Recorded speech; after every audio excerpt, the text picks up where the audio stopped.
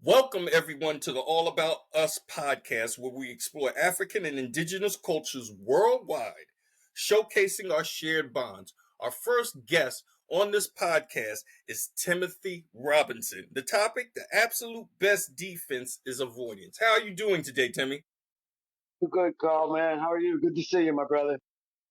Oh, it's great to see you, Timmy. It's been many, many years. I mean, we have so many shared experiences.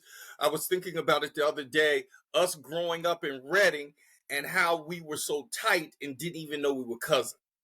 That's right. That's right, man. Small world. Small world. It was amazing. And then we bonded even further in the military. Marine Corps, USMC, brother. Yep, USMC forever. Okay, Timmy, before we get into techniques, can you explain what's really based upon self-defense and the different traditional martial arts forms? So how is self-defense different from martial arts? Okay, yeah, the martial arts, man. I've been training martial arts for over 50 years. And martial arts is good, but that's just what it is. It's either an art, okay? And I say an art like you go into a museum and you see the beautiful techniques, you see the beautiful form they do. It's an art form. A lot of it is somewhat antiquated. So, in other words, you're not going to go out and pull a sword out on the street today, or a wooden sword, or some scythes or sickles, or it's a sport. And, I always say the difference would be in self defense, it's not a sport. So let's take MMA, for instance, or even sport karate. You go in there and there's a referee. In case you take your thumb and you put it in the guy's eye, you're going to get a warning. Or you pull out your knife or your force multiplier and you hit the guy with it, you're going to get a warning, or you're going to get disqualified or arrested.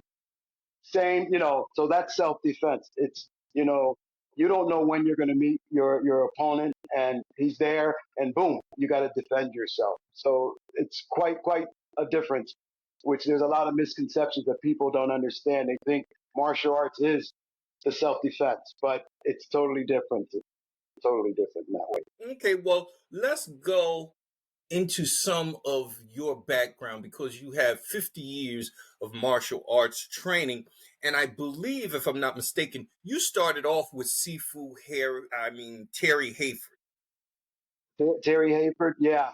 Before him, I started off with a guy, Pat Duncan. Now, this is many years at the old PAL, Police Athletic League.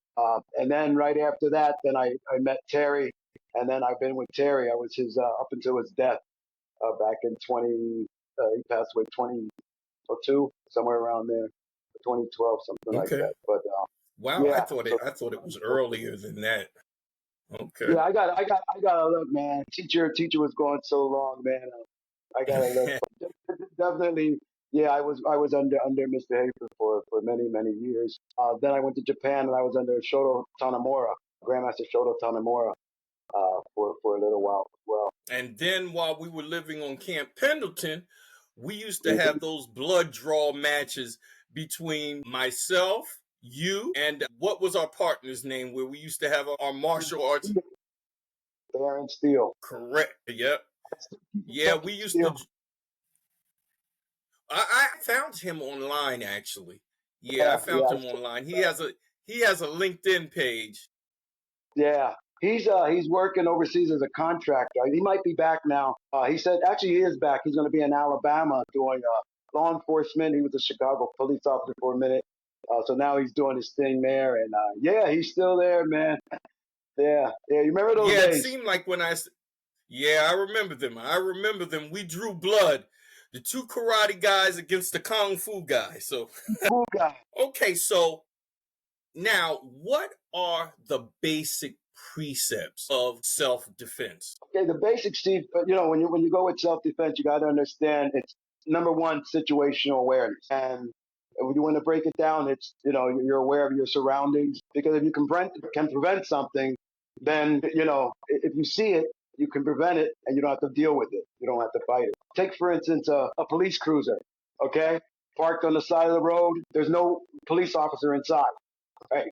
So you're speeding and you see that police cruiser there, and all of a sudden you slow down.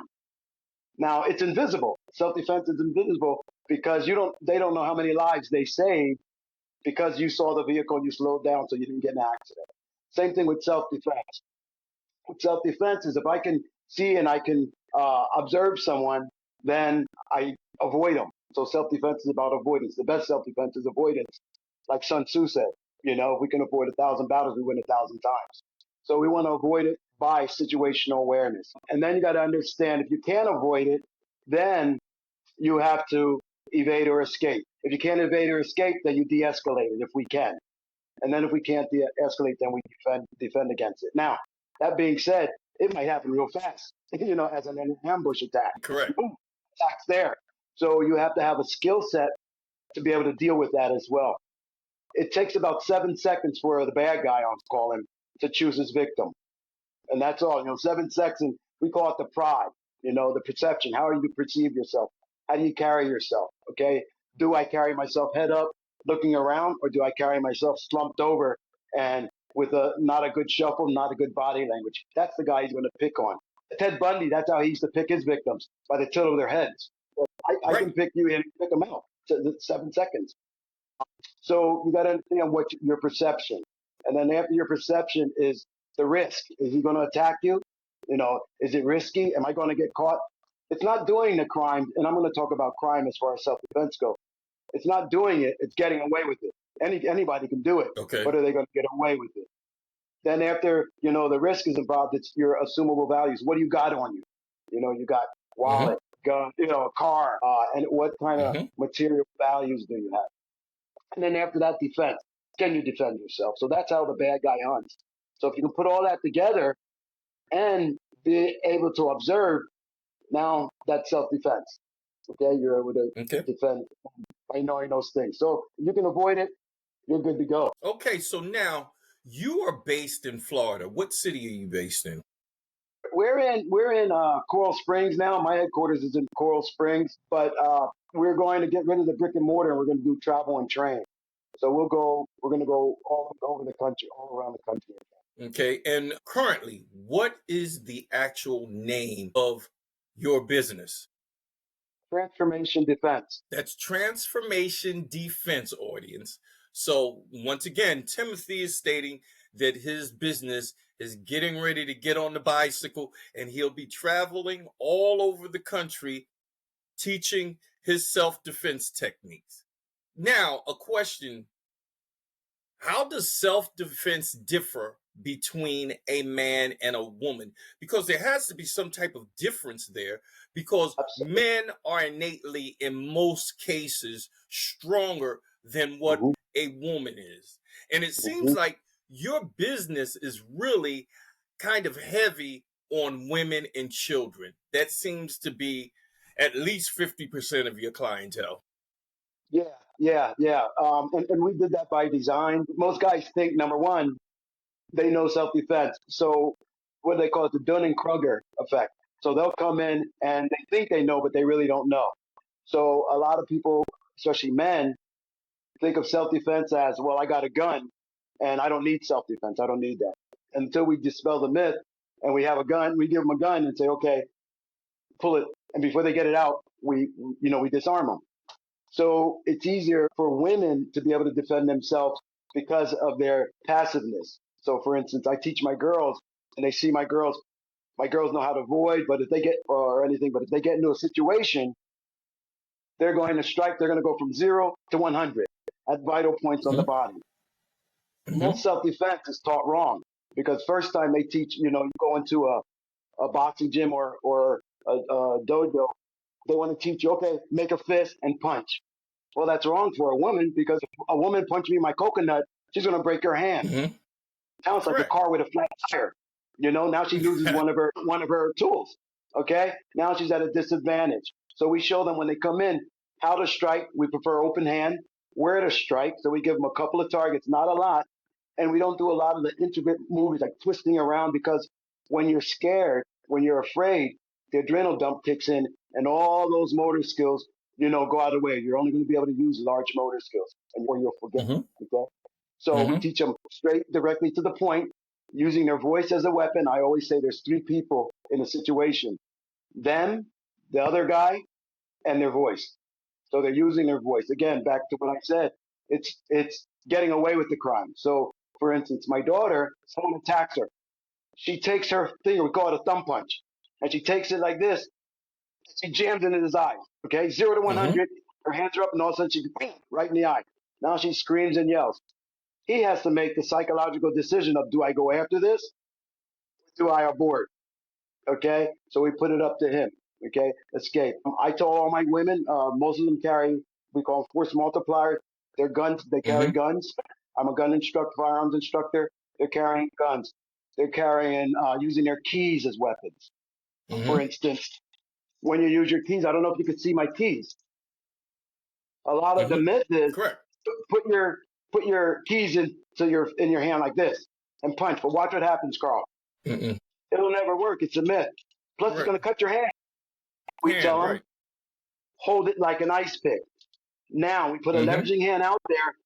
Once he'll grab the hand. Now he's occupied. You're going right for the eye. Okay. Okay. Now we're running. They're trained to stop the threat. So women, to answer your question, women are geared or taught to escape. Number one, we're not teaching them to fight. We're teaching them to hit vital points and escape. And they're going to do their attack until the threat stops. Period. Whatever that calls. If they got to hit them over the head with something, they got to do that. They're all taught how to use improvised weapons. So, for instance, a glass. We'll put it to the face. Can you see this? And we're going to push back under the philtrum, holding the back of the head. Very painful. It drives them down to the ground. Now we hit them with the cup or the glass and run. It can be done with a soda can, shot glass. Show that technique again, please. Sure. Okay. So it's done here. I don't know if you could see my hand. Now, Mm-hmm. okay, so the hands are going to be here.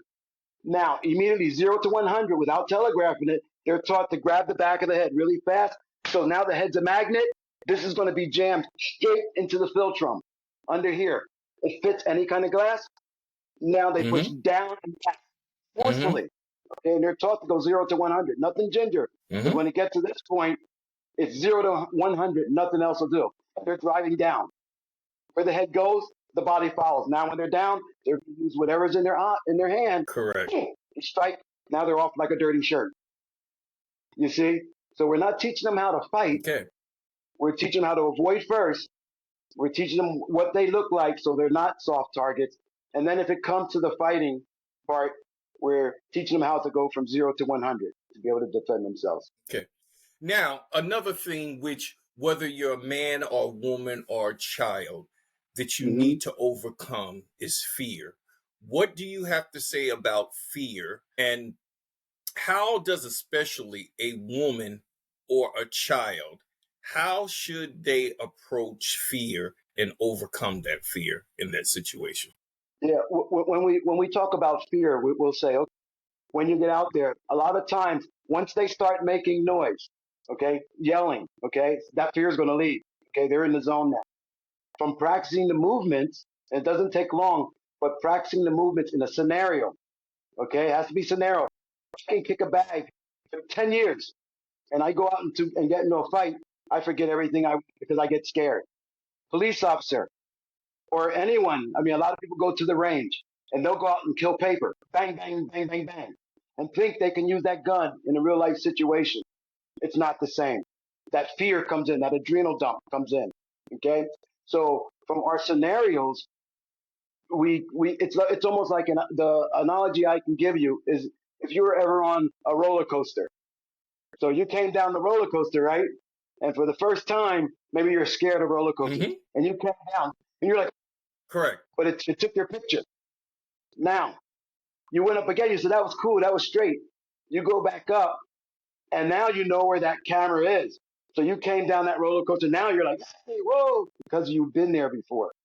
So from our scenarios, the real life scenarios, we give you that, hey, get over here now, get over. Psychologically, that's what we want. Okay. Your subconscious doesn't know the difference between it's a training drill or it's the real life.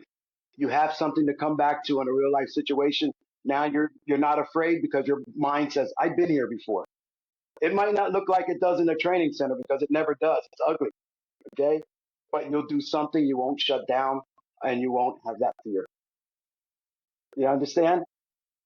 Okay. And yes, it's almost as if doing nothing is the worst possible situation. When you do something, whether or not it's move, yell, or react, that snaps fear. Right. Self defense is Fear will about movement. freeze you. Yeah. The Cooper color code. Okay. He was a Marine Corps Lieutenant Cooper, right? The color code, white. Okay. Mm-hmm. White is that person that's with their cell phone, their heads down. And I do an experiment. I tell everyone the first day in, I say, text me. So everybody puts their head down. I'll put two fingers up. And then I say, how many fingers did I put up? They'll never know. They didn't see it. So Right. that's code white. You're at home and you're chilling, watch TV, and all of a sudden, boom, somebody breaks in, you kick your door in, and they're there. You were in code white, you were watching TV. Code white. Code yellow. Code yellow is we're in code yellow now. We're talking. Everything's chill. We're not excited. The next code is orange. Orange is if I heard or if you heard a big boom in the other room, you went, whoa, what was that?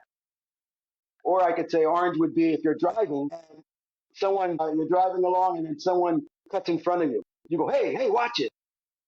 The next color code is red. Red is now you put on the brakes. Or if you heard a loud noise in another room, you went out there and you're like, oh, what was that? Now you had to investigate. Now you're in fight or flight. Man, should I run? What's going on? You know? And the last one is black. Black, we never want to be. Okay? Because that's where that Okay. shutdown comes in. That's when you're done. So we practice these color codes and they're for situational awareness. Everyone, their first days in class, they learn those codes and they learn to always be in yellow, situational aware. Back to when we started, what I explained. Okay. Now, how does training a woman differ from training a child, or is it kind of the same?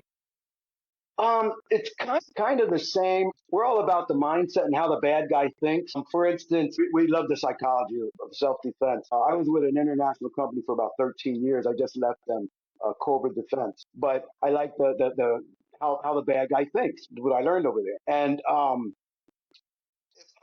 if I go to a kid, okay, for instance, and I go to a kid and I have a knife or a gun, I'm going to use that to make the kid fearful.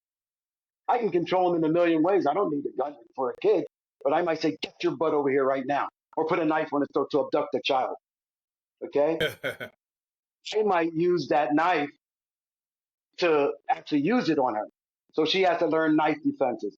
I don't show children knife defenses because there's other things that they can do to get away from that situation, knowing that the bad guy's not going, he's only using it for fear. Now, not all the time because nothing's absolute, but most of the time we see he's going to use to scare a kid, but a lady, we're going to show her what to do if that knife's on her throat or that gun's on her head, or he's on top of her and he has a gun on her head or something like that. Okay. Basically, What 80% of is self-defense. okay? Okay. So when you are in this self-defense mode, the Mhm. worst possible position to be is on the ground, correct? Yeah, yeah, yeah. Or with a gun on your head, but you don't want to be on the ground. Okay. And so, what are some of the potential moves or techniques that someone can use when they're on the ground? Okay, when we teach, we say about 75% of the time it might go to the ground. Either you're thrown or you fall. The first thing you got to do is get up. Okay, try to get up to your feet. After that, there's a position called a recovery position. So when you're on the ground, and it depends on the situation, are they going to jump on top of you? We got a bunch of ways that things that we can do. But if they're gonna, when you fall down, you're gonna turn to your side. Your legs have to be facing the attacker, and hopefully it's only one because Okay. men and women are attacked differently. So if it's Right. only one attacker, you'll turn onto your side. Now you're going to try to kick the legs and try to look for a way to get up. To immediately get on your feet because you don't want to be on that ground. Basically, if you have a firearm, like I said, most of the women I train carry.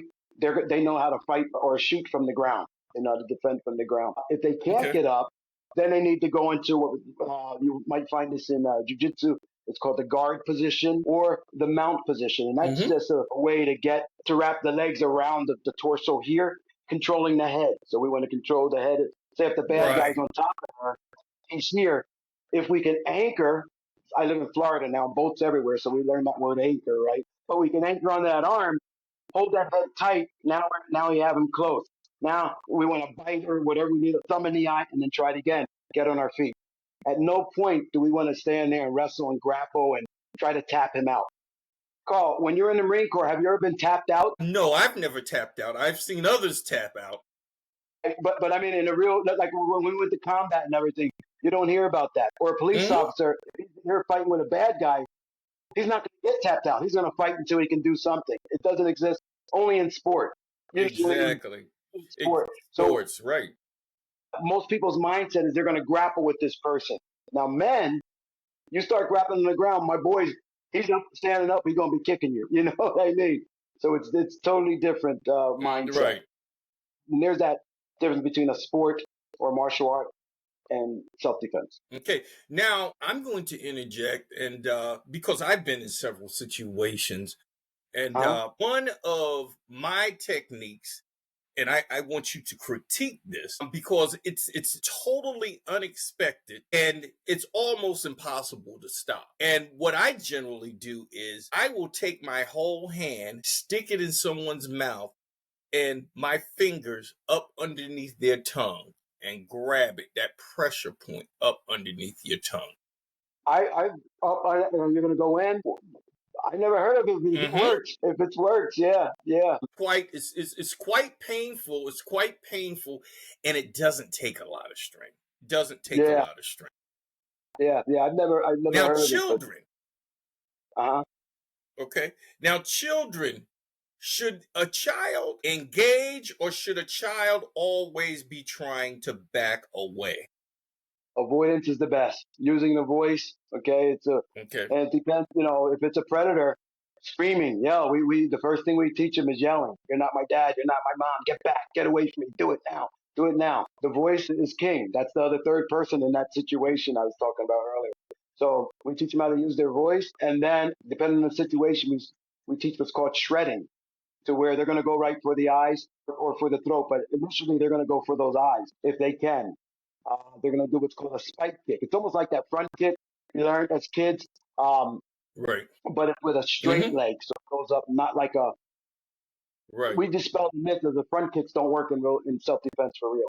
It's a myth. But the spike kick works better for children because they're close in, and the bad guy never sees it coming. So it's a straight leg, almost like you see it in rugby, where the leg's straight, it goes up into the. We're not kicking the groin, we're Okay. kicking the pelvic bone all the way up. So that's what we're teaching kids. Mm-hmm. I'm teaching them how to anchor onto the body Okay. to prevent from being lifted to another location. Main thing is use their voice. They don't. We're not teaching to fight. Everything I teach is not fighting; it's surviving to get away. Okay. Very. So what are some of the awareness techniques? What are some of the awareness techniques that you really drive home with the kids to even prevent themselves from getting in that sort of situation? Situation. We play something called the Kim's game, KIMS. Law enforcement does it, and special forces does it as well. Is where I have a bag and I have 6 items in there, random, boom, boom, boom, boom. And then when they come into class, Mhm. they describe this for me. Okay, so now they have to describe the item. So now, and I wait half hour or hour, right before classes are ending, and they have to do this. So it's going to heighten their situational awareness. It's going to heighten their memory. Or we play what's called a what if game. Now the what if game is okay. You're walking down the street, and what if someone jumps out? What would you do? So again, it's heightened their situational awareness. Plus, it's working with what's called the OODA loop, and that means the OODA loop is it takes us 1.5 seconds to react to anything. So in other words, if I were to attack you, it would take you 1.5 seconds to react to that. You can shorten that down, is what we do. We shorten that time down to, I have clients that are really, really fast, and I attack them at random. For the kids, we'll do that to help that OODA loop so they could react. They don't have to think what to do. Again, they're going to be able to react really fast. They're going to have situational awareness. I tell parents, I say, if your child goes to the store, when you pick them out, when you bring them out from the store, tell them, okay, what did the clerk look like? And have them describe the clerk in the store to you, and play little things like that. And it goes a long way over time. Proven, this is all proven to heighten their situational awareness. We're cutting down that OODA loop or that reaction time. And it's proven. Okay. As I was growing up, I never really heard my parents talking about self defense. I mean, most of the time, it was like my parents would say, if someone hits you, you hit them back. And that's pretty Mhm. much it. But why should parents be cognizant of self defense? And should parents be more concerned about that? And why should a parent get their child involved in self defense? Oh yeah, yeah. Because of the times we live in. We're living in a time now where someone they'll watch you get beat up. It's called the bystander effect.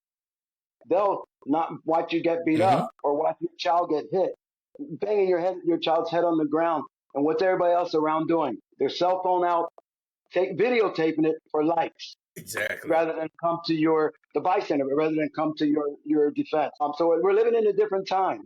It seems like people are more on edge or high strung. So self defense, there's no better time than self defense at this point because the times we're living in, and because of this age, everybody, your kid gets in a situation, somebody takes videotape of him. They can see it all the way in Australia. Your kid getting knocked out for likes, because of the cell phone the age that we live in now. Self defense could not be more Yeah, important. one of the strangest trends I've seen now is a child getting in a fight with another child and the parent jumping into the fight actually. Okay? Getting in. Yep. Where it's two on one, and once again I'm bringing this up because it really seems societal wise that something happened during COVID and a Mm, bunch of people just snapped. Do you have that same perception? Like, yeah. it's like before COVID and after COVID. Yeah. Yeah. Yeah. I kind of agree with you. Yep. Yeah. Yeah. It's a good point. I agree. I agree. I noticed that too. Yep. Okay, speaking of family safety, Mm-hmm. what about security? Mm-hmm. Many people in many communities now are still dealing with this home invasion thing. It Mm-hmm. doesn't happen everywhere, but it seems like more locations are prone to it than others. I think, just naturally me, I think there would be a bigger problem in Miami and Florida in general Mm-hmm. with it. I hear about it all the time in California. Yeah. So, what are some of the basic techniques if you are in your house and you believe there's an intruder entering your house. Yeah, that's something. It starts from the door. A lot of people buy the ring cameras. The Okay. bad guy is going to go after a soft target Right. in people and homes. So he might walk and gets to houses, and he might say they have a Mm-hmm. ring cam. They have a ring cam. They don't have a ring cam. Boy, that's the one I'm Mm-hmm. going to. Soft target. Or he might. I always tell everyone, picture you go outside at night and assess your home and see what the bad guy think like a predator, think like a bad guy. So, in other words, are Mm-hmm. the curtains open a little bit? Um, do you have a ring cam? Things like that.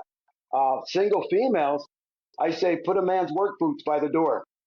Big pair of work boots. Put a big bow. Put a beware a sign dog. Dog sign. Beware a dog. Sign. Put a big leash. Put a big dog food bowl. So smoke and mirrors to kind of stop it from the door. The bad guy's going to look for the soft target. Like I said earlier, it's his risk. Is he going to get away with it? He's not going to get away with it. He'd rather go to another house that he doesn't have that problem. Now, if he gets in, one trick I used to tell single women as well is if you don't, like some women, they don't have guns or they don't believe in guns, have some Lysol cleaner or some Clorox cleaner by the door. The bad guy comes in, he'll totally Okay. miss that. He'll totally miss that. That's a weapon.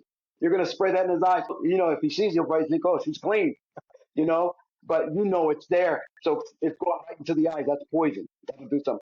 So we're staging the home. Have a Correct. 5-inch block so you can put by your door so, he can't close it behind him. Things like that, we say, Mm-hmm. kind of set up your house. If you're, Okay. say, single female, of course, good old firearms never hurt, if people want to use those. So, yeah, but it starts from Okay, outside. so How now let's go into that. Your firearm training. What ages do you generally start teaching firearms, and what are some of the important points when someone chooses a firearm as a means of personal protection? so we start. I teach a lot of homeschool groups. For some reason, I find they're more uh, acceptable for the training. And sometimes I'll teach Mm-hmm. families, but a lot of homeschool groups, I start them, when the parent brings them 10, 9, it's up to the parents. Mm-hmm. And, but we teach gun safety first, always keep that gun pointed in safety direction. Correct. To never touch the trigger until you're ready to shoot. Those types of things, the fundamentals. But we teach them how to respect the gun. Being a Marine, you know well that is very important. And then we Exactly. go from there. But it's basically gun safety, man. Gun safety. For parents, where are you storing your gun? Are do you have it locked up? Do you have your proper you know lock on it, or say, do you have it in a safe? That type thing. But it's about respecting that firearm, man. Okay, And now, what let me, role Carl, let me, does. can I expound on one more point about that? Mhm. Go ahead. Because with that firearm, you got to understand it's your ability. If let's say if a lady's going to use it for self defense and a man is going to use it for self defense, it's their ability to access, retain, and deploy that weapon. Okay, or access, deploy, and retain it. So out of those three things, retention is the most important part because you got to hold on to that gun or the bad guy gets it. In law enforcement, they call it the 20-foot rule. So you can give someone 20 feet and you can bum rush them, you can get that firearm. But a lot of people have misconceptions that they'll go out again, kill paper, and think they can deploy that weapon and being scared and think they can fire it effectively. You need training. You need training under stress and duress. Very important. Okay, what role does physical fitness play in self-defense? And is it important or necessary to be physically fit in order to protect yourself? I'm glad you asked that. Yep. Um, it's it's just a part as the I want to say techniques themselves. It's all a part of it. You can't defend yourself because you got to understand once the adrenaline dump kicks in, you're going to be so out of breath. You're going to be so tired. The audio include your ears. You're not going to be able to hear. You have tunnel vision. A lot's going on. Your motor skills aren't what they used to be. So if you're not in shape and you're not training, it's not going to be there for you. I'm big on self defense.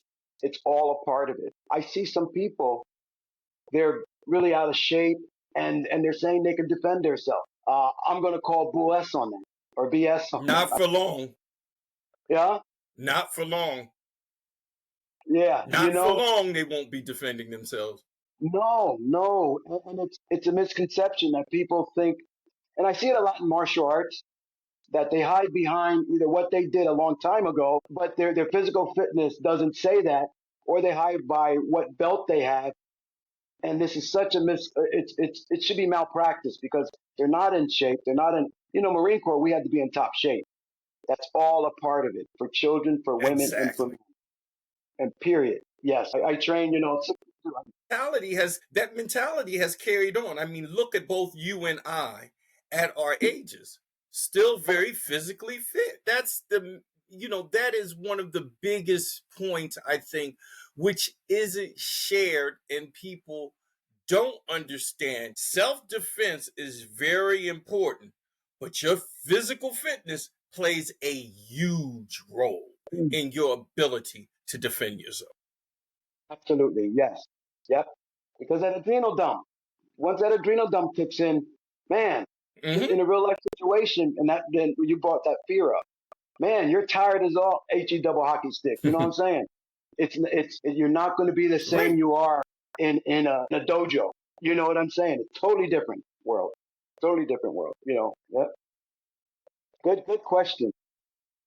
Okay, let's talk about workplace safety.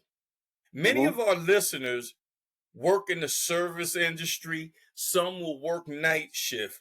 What type of specific advice would you give people that maybe work in a place that's prone to attack, like maybe a grocery store, or maybe they're working night shift by themselves? Hmm. Yeah, that's a good question. So you know, workplace, if you're by yourself, I mean, the door, wherever you're working, the door got to be locked, control the access. So you can see who's coming in, who's going out.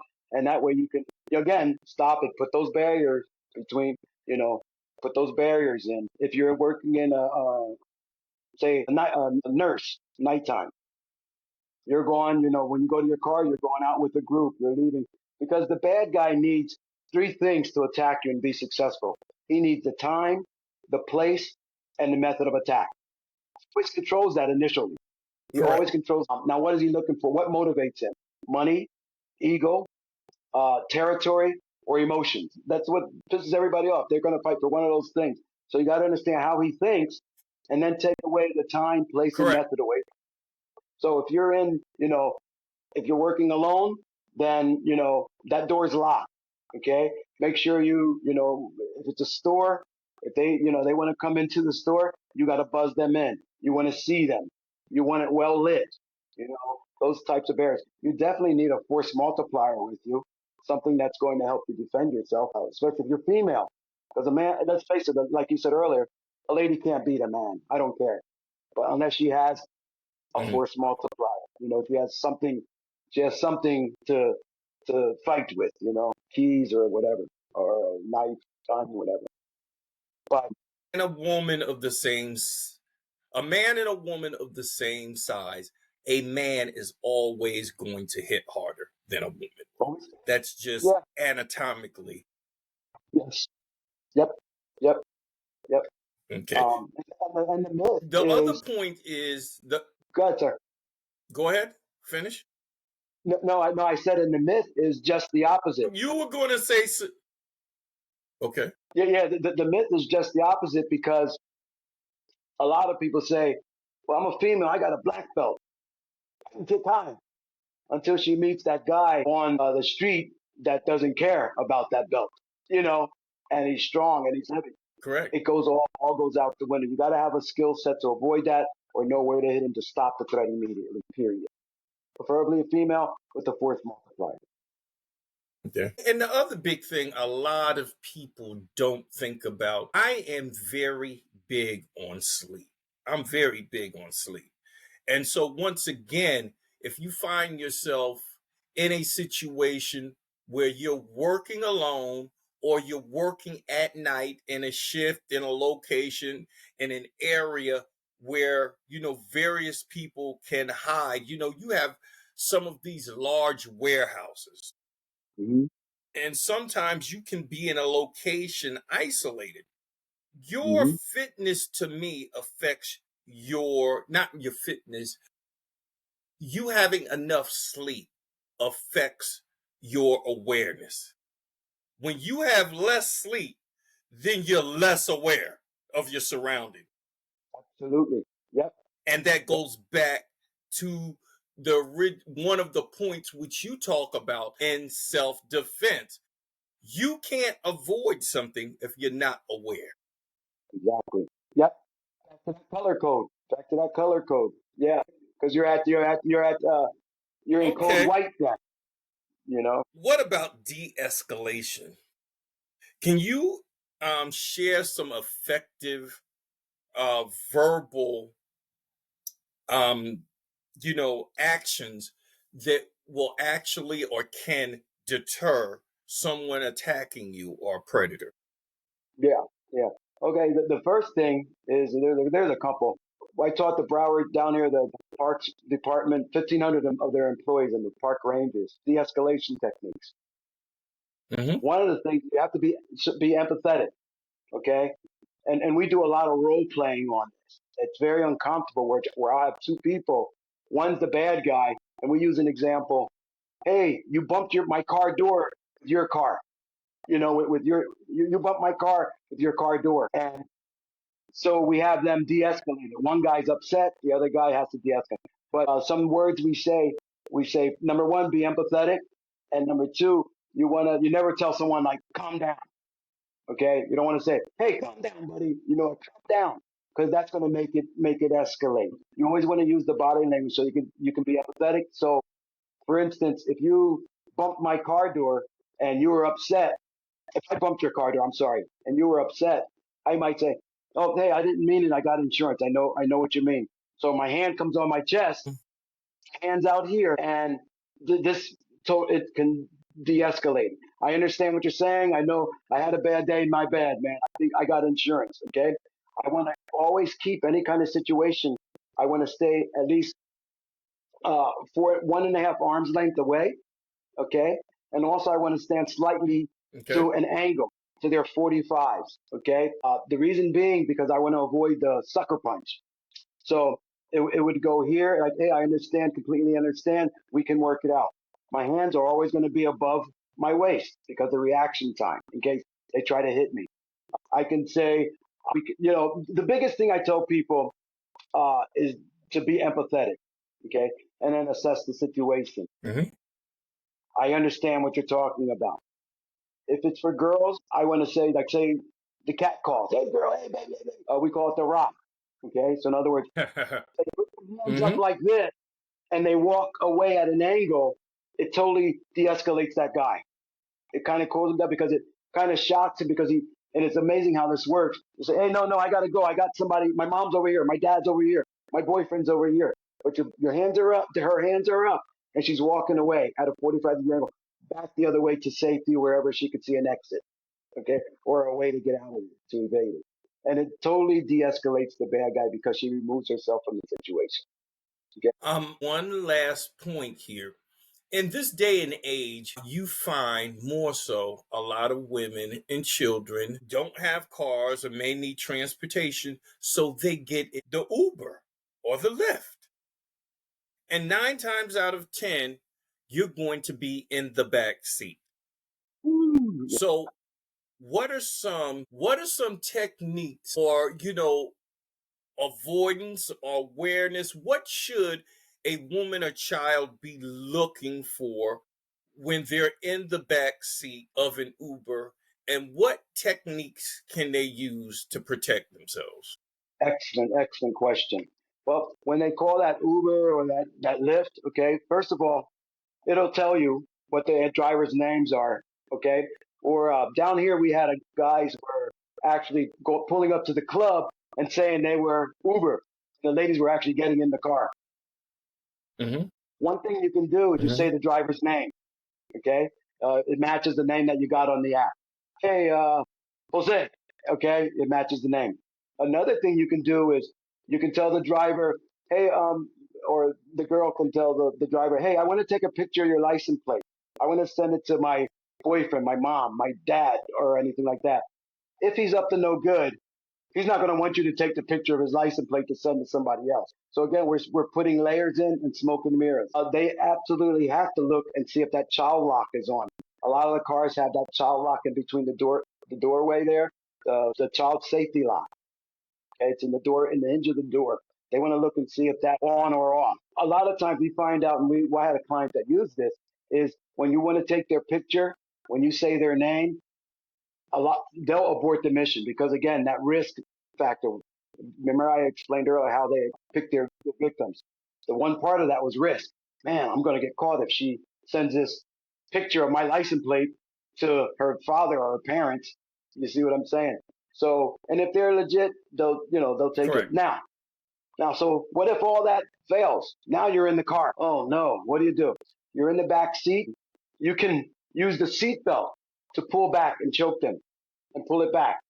Okay, 7 to 10 seconds if it's on the carotid artery, that's out. You can blindfold them and pull back Okay. hard on the seat. Okay, did you ever do the trick where you have somebody sit down, you put your hand in the center of their head and ask them to stand up? They can't stand up. Right. Same thing. If you have the eyes, you just pull back and hold. Correct. Now, screaming and yelling. Okay, the whole point is you're not going to go to a second location with that driver. If they're in the front seat, what if they say, "Oh no, hey Correct. baby, sit up front"? If they say sit up front, you can do what we call a steering wheel anchor. In other words, Mm-hmm. the driver's here. You can put your arm in between the steering wheel, up to the elbow, this way. Put your head next to the steering Mm-hmm. wheel like this. Now you're going to hold on. Now, what you're going to do, you're going to create a slow speed crash. Okay, you're not going to get hurt. That airbag will Mm-hmm. go off. It might burn their arm, but that's better than being taken to a second location. Okay, everybody likes a Correct. slow speed crash because it's going to attract attention. Now the bad guy has to think, what's he going to do? If you're in the front seat, you can grab the Correct. keys and run. Now, when you run, if you grab the keys, you open the door, you run. You don't want to run back or front because he can catch you. You want to run to the sides, out to the sides, throwing the keys one way, Mm-hmm. you go the other way, screaming and yelling. Again, now he has to figure, do I want to get caught? There's that risk factor again. Do I want to get caught? Or do I want, it's not worth it to him, you see, because again, it's not doing the crime, it's getting away with it. Good stuff. And that's a very good point because we aren't always aware. Running the direction that the attacker is intending to go or running the direction you just came from are the worst choices. Right. Right. You want to run, like you said, sideways. And see what you do is he has to run all the way around the car to get you. You're gone. We can run 30 feet, in how many seconds? Okay. So you're going screaming and yelling. Okay. Running wherever you got it, the voice, beautiful thing. You see? And we do it. I put people in cars and I say, and like I said, this is a part of our scenarios. So in an abduction situation, put them in the car. I said, get in my car right now. And this is from 6-year-olds to adults. And then I say, you can get out whenever you want. They try to get out. Boom. If they go front or back, I'm on them. I got them. When they go away, man, they're so far away from me, screaming and yelling. I got to be stupid to get them. And Correct. nothing's absolute. Okay. So we do give them a skill Okay. set. Yep. We give them a skill Okay. set. Now we're entering this section of the show. Okay. Thank you, Tim. Now we're entering the section of the show I call flip mode. That's where the guest gets to ask me 3 questions. So, Tim, what's your first question? How many degrees do you have? Because you've been studying, man, for about Wow. 50 years. I actually have a bachelor's degree in biochemistry. I have a master's degree in analytical chemistry. I have a bachelor's degree in graphic design game art and with minors in animation and visual effects. And I also have an MD, but I never got licensed because my program was an MD PhD and I never went back to complete the PhD portion of it. But but yeah, I spent a lot of time in college. And one of the things I want to tell people is that going to college won't necessarily get you a good job.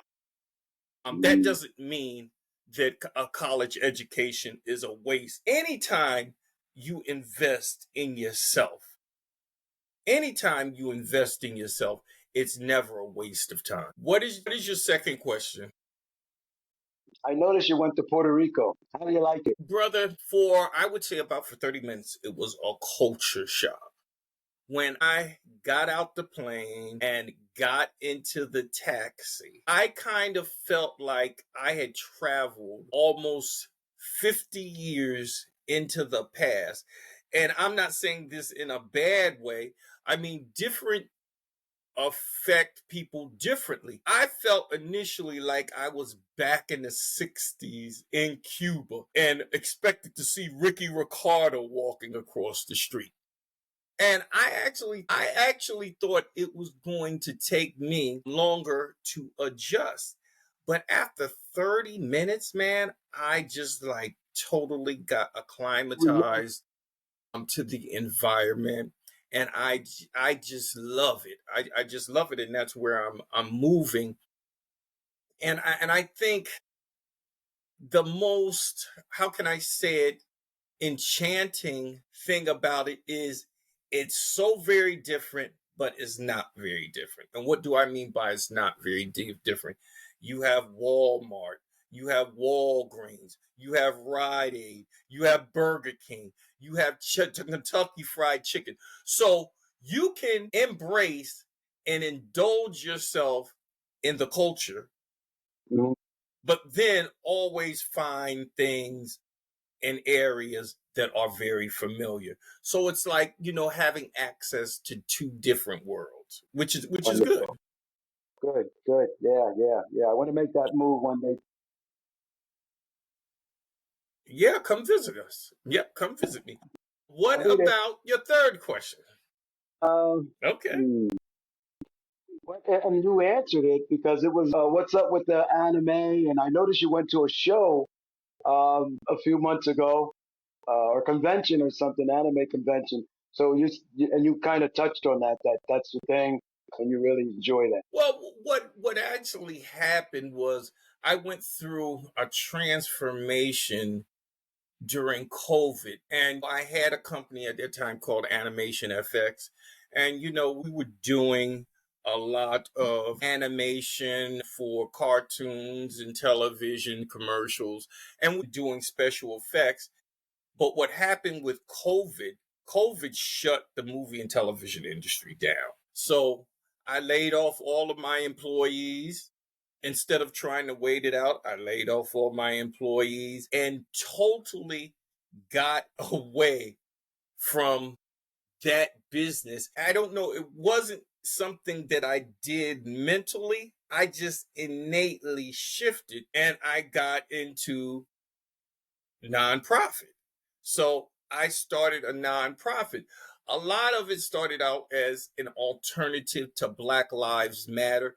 I liked the concept of Black Lives Matter, but standupanddo something.org is a social justice nonprofit for people of all races, Hmm. all Hmm. religions, all cultures. So it's kind of like an international Black Lives Matter.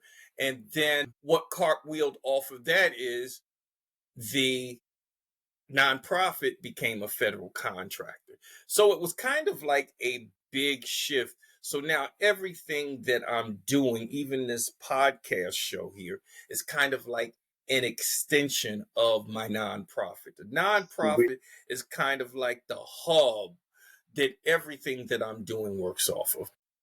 Nice. Sweet. Well, Sweet. Timothy Robinson, you're a very busy guy, hard to catch up to you. Tell us. the name. Tell us the name of your company again, and what's Trans- the best way to contact you? Transformation Defense, email at transformationdefense@gmail.com. And yeah, if you want any kind of training or want us to come anywhere in the world, we're there. We've got one thing. We're on a mission. Alrighty, Timmy. Well, thank you for joining the show. Hey, Thank maybe you, man. down the road, let's hook back up again and do this again. Once again, that's transformational defense, correct? Transformation Defense. Okay. Alrighty. Well, thank you, Transformation. Tim. Thank you. Okay, we have a little delay here, but thank you, Tim, for joining the show. I thank my guests for taking the time out to listen or watch this show. Everyone have a great day. Thank you. Thank you for having me, Carl. Thank you.